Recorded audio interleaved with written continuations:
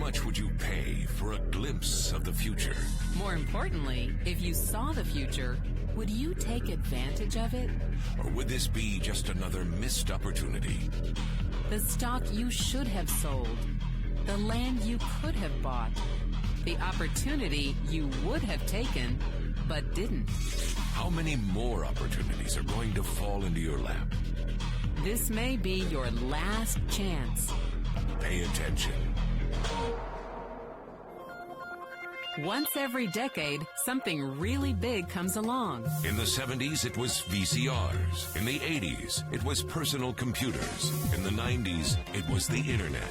People who were positioned correctly in the 80s became millionaires. People who were positioned correctly in the 90s became billionaires. What do you think is going to happen in the next few years? In his best-selling books, The Next Trillion and Wellness Revolution, noted economist Paul Zane Pilzer states that in this decade, an additional $1 trillion annually of the U.S. economy will be devoted to the wellness industry, providing healthy people products and services to make them feel even healthier, look better, slow down the effects of aging, or to prevent diseases from developing in the first place.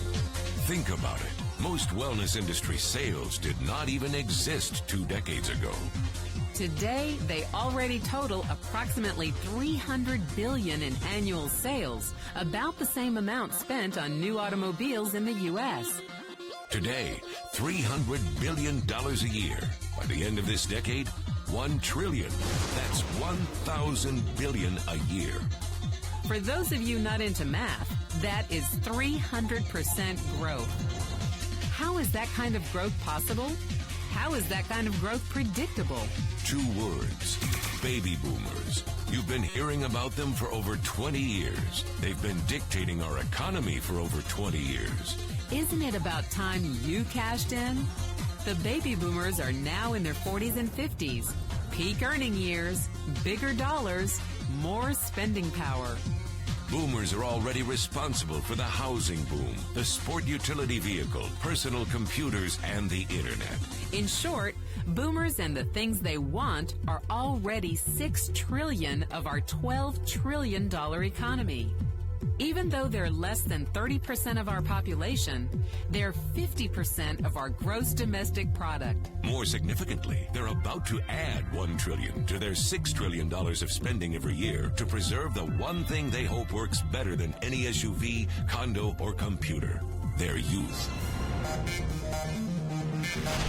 Youth, anti-aging, health, wellness, the next big thing.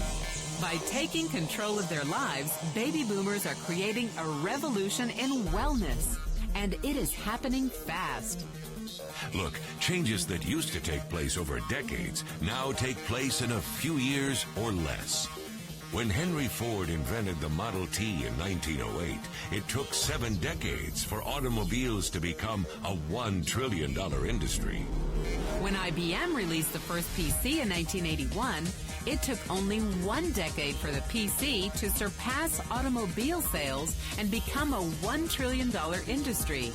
Now, the wellness industry will exceed $1 trillion in just the next 5 years. $1 trillion. That's $2.7 billion every day. $114 million every hour. $1.9 million every minute. In the 1990s, the number of U.S. millionaire families rose from 3.6 million to 7.2 million. Economist Pilzer predicts that an additional 3.6 million families will become millionaires over the next 5 years, many of them by working in the wellness industry. So how do you cash in on this wellness revolution? You have 4 options. 1, as a practitioner. 2, as a manufacturer. 3, as a retailer. Or 4, as a distributor. Practitioners like doctors, massage therapists, chiropractors, and naturopathic healers stand to make a fortune in the next few years. If they can afford to pay off their school loans.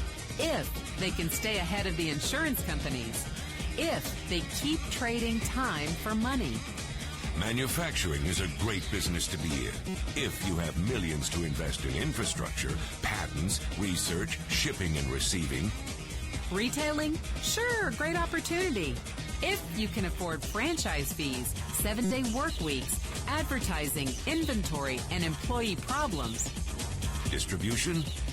Exactly. Because the greatest personal fortunes of the past 3 decades were made by people who found better ways of distributing things rather than better ways of making things. People like Sam Walton of Walmart and Fred Smith of Federal Express. But where Walton and Smith found better ways to physically distribute products that consumers already knew they wanted, the new distribution billionaires of this decade will make their fortunes distributing products that consumers don't often know exist.